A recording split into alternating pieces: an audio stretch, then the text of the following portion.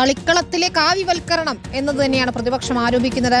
ചരിത്രത്തിനൊപ്പം ജേഴ്സിയും മാറ്റുകയാണ് കേന്ദ്ര സർക്കാർ, അല്ലെങ്കിൽ ജേഴ്സിക്കൊപ്പം ചരിത്രവും മാറ്റുകയാണ് കേന്ദ്ര സർക്കാർ എന്നതാണ് പ്രിയങ്ക ഗാന്ധി ആരോപിച്ചത്. മുൻ താരങ്ങളും വിമർശനവുമായി രംഗത്തെത്തിയിട്ടുണ്ട്. നമുക്ക് പ്രിയങ്ക ഗാന്ധിയുടെ പ്രതികരണം കേൾക്കാം. देखिए, ये चाहे यूनिफॉर्म बदल लें, ये एजुकेशन पॉलिसी में भी अपनी इतिहास को बदलने की कोशिश करते हैं, कुछ भी कर लें. आपने देखा हमारे देश के युवा क्या सोचते हैं इसके बारे में.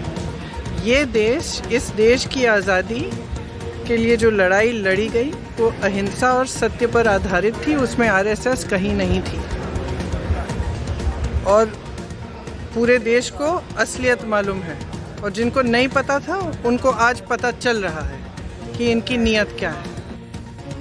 ആദിൽ പാലോടാണ് ചേരുന്നത്. ആദിൽ, കളിക്കളത്തിലെ കാവ്യവൽക്കരണം എന്നതാണ് കായിക രംഗത്തെ പോലും വെറുതെ വിടുന്നില്ലേ എന്ന ചോദ്യമാണ് ഉയർത്തുന്നത് പ്രതിപക്ഷം. ഉറപ്പായും മനസ്സിലാക്കാത്തതൊക്കെ ഇപ്പോൾ മനസ്സിലായിക്കൊണ്ടിരിക്കുകയാണ് എന്നാണ് പ്രിയങ്ക ഗാന്ധിയുടെ അവസാന പ്രതികരണം.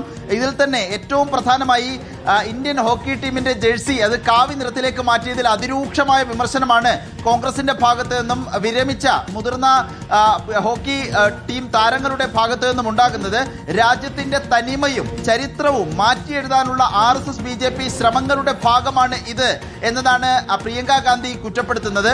യൂണിഫോമുകൾ, ഇത്തരത്തിലുള്ള ജേഴ്സികൾ മാറ്റിയാലും വിദ്യാഭ്യാസ നയങ്ങളിലൂടെ ചരിത്രം തിരുത്തി എഴുതിയാൽ നോക്കിയാലും രാജ്യത്തെ യുവാക്കൾക്ക് എന്തൊക്കെയാണ് അവർ സംസാരിക്കുന്നത്, എങ്ങനെയാണ് ചിന്തിക്കുന്നത് എന്ന കാര്യം നമ്മൾ കണ്ടിരുന്നു. ഇതുകൊണ്ടൊന്നും യുവാക്കളെ സ്വാധീനിക്കാൻ കഴിയില്ല എന്നുകൂടി പ്രിയങ്ക ഗാന്ധി പറഞ്ഞു വെക്കുന്നു എന്നുള്ളതാണ്.